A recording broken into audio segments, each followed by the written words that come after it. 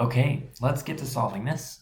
I think the very first thing we want to do is we want to gather all the questions and put them in local storage. So let's do that. And I'm going to do that using a function.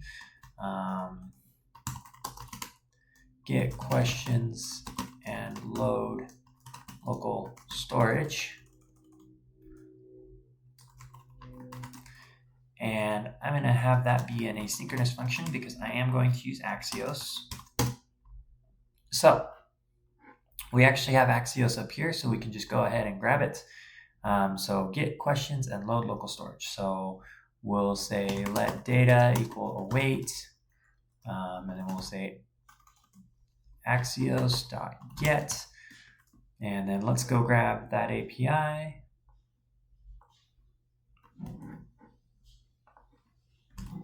And that should give us the results. So let's just log those and see where that gets us. And then if it's an asynchronous function, I do have to actually call it. So let's call it and save that. And then let's go check our console. So if we check our console, we've got this data object. And in the data object, it has more data. So inside of data, there's a data object. And inside of that, there is a results object. So let's go back over to our code. And let's unpack and grab the data out. And let's print data.results and save that. And now if we come over, we get this array where it's an array of objects with a question. And then it also has a correct answer. So let's go back over to our code and let's store that in local storage. So to do that, say local storage dot set item, and the item we want to set is trivia. And what do we want to set it to? Well, remember, we do need to convert this into a nice string storable format. So we're going to say json.stringify. And the thing we're stringifying is data.results. So now we'll save this and we'll come check our code. And if we go to application here in trivia, you can see that it stores 10 questions. Awesome. All right. So I think the next thing we'd want to do is we'd want to write a function that checks local storage for a question. And if it exists, displays it on screen. If it doesn't, then it calls our last function and then displays it on screen. So let's go back over to our code. So let's write that second function. Const get question from storage. And we'll also make this an async function. All right, so I want to see if local storage dot get item trivia, and that will give us back the item if it exists. If it doesn't exist, then that means that we don't have a trivia key and we don't have any trivia questions and we need to get them. So I'm going to say, if it doesn't exist, go out and get those trivia questions. And we actually already wrote that function. So we'll say await get question from storage. So what that does is it allows us to set local storage. Once we're done, once we get to this line, we know the only way to get to this line is if the trivia key exists, or we just created the trivia key in this function. So we know at this point the trivia key exists. So now we can grab a question. So we'll say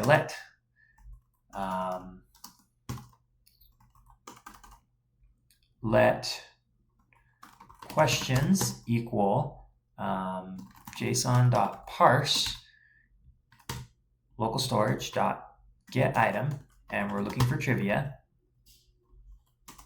And then we'll say let question and correct answer equal questions dot pop.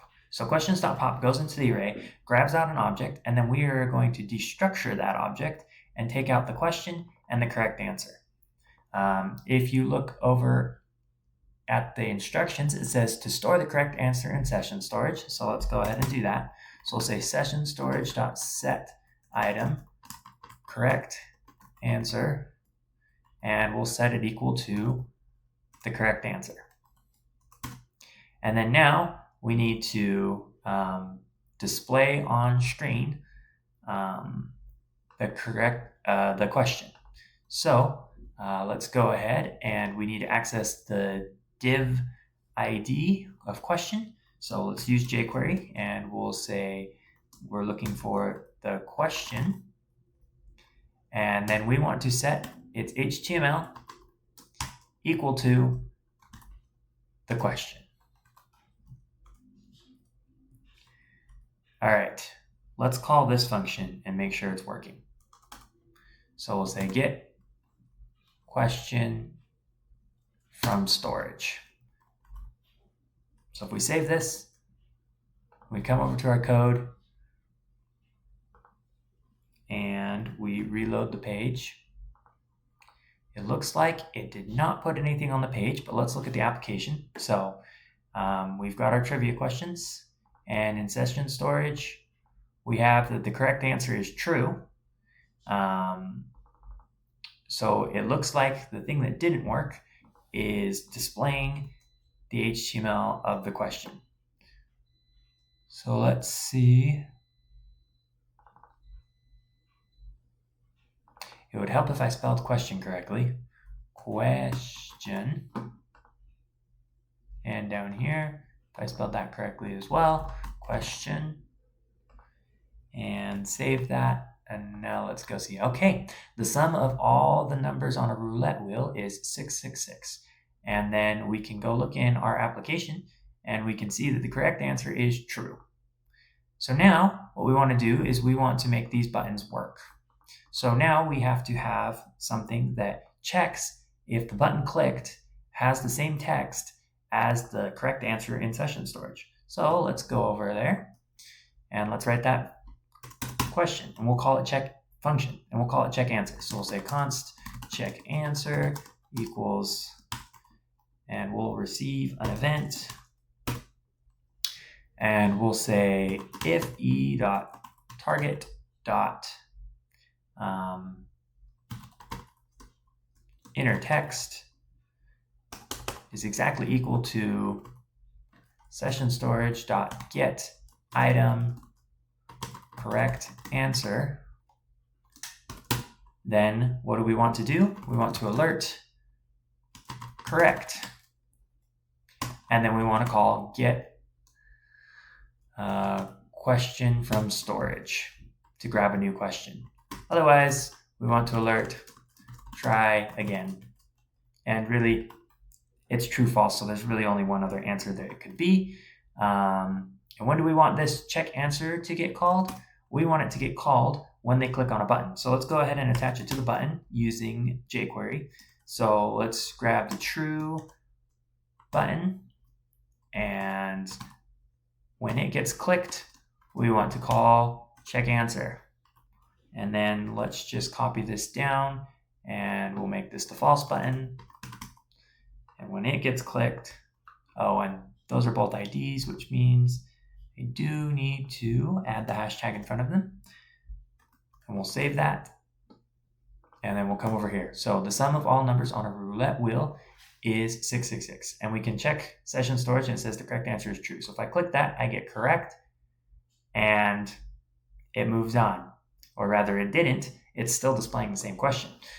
So we can now find the correct answer. So what we want to do is we want to, when they grab a new question, we want to remove the old question.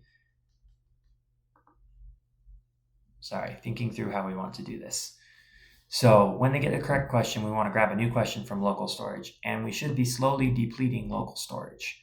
So this is removing it from local storage and displaying it on the screen. but we're never resetting local storage. So local storage is still storing the original thing. So what we need to do is we need to restore local storage. So we'll say local storage dot set item trivia, and we want to set its value equal to json.stringify, and we want to stringify the questions array that now will have one less question because of this pop.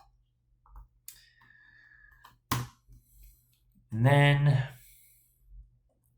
we actually only want to do that if there's even a question left. If there's not, we just want to remove the trivia item so that it knows that it should grab new question. It should get questions and load local storage. So let's go ahead and write that if statement. So we're going to say if questions.length is less than or equal to 0, then we're just going to local storage.remove item trivia. Otherwise, we're going to set it equal to the remaining questions. So let's save that and see if this works. Okay, sum of all numbers on roulette wheel is 666. So we'll say true. It says correct. And it says in Star Trek's Klingon are commonly referred to as black guys. It says the correct answer is false. So I'm going to say false. It's going to say okay. I'm going to check local storage, and you can see that there are 7 questions remaining. So let's answer the remaining 7 questions. So it's true. We'll answer this one wrong. It says try again. We'll hit false. And then we'll say false. And then we'll say false. And let's check local storage. If we look at trivia questions, there are 3 questions left. And so we'll say true. There should be 2 questions left now. False. 1 question left now. And let's check local storage. There's 1 question left. So this one will answer true. And now if we look in local storage, there are no questions left. The answer to this one is false. So we called our API. And now if we check local storage, we're back to having 9 questions left because we are displaying the 10th question on screen. All right. So what I'm going to do is I'm going to go in and add some comments. So I'm going to say get questions and load local storage.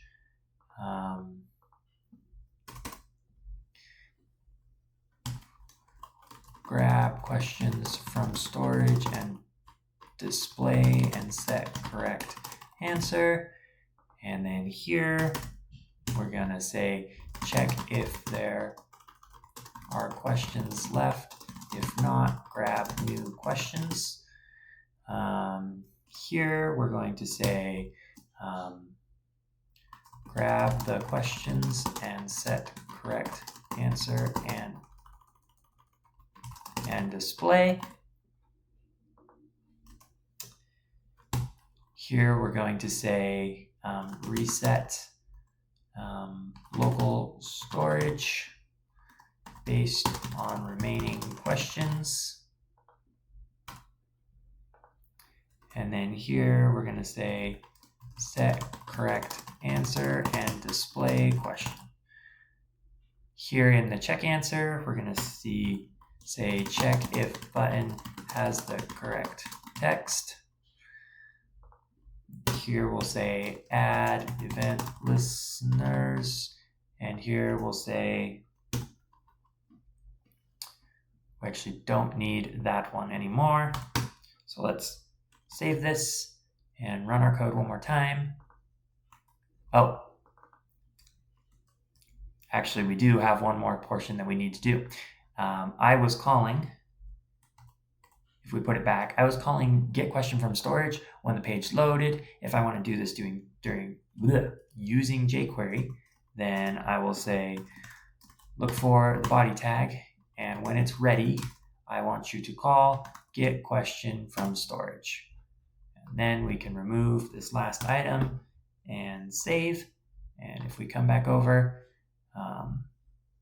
It looks like our game is back to working, and the correct answer of this one is true. And obviously this game will be a lot more fun if you play it with the console closed. And that concludes the solution.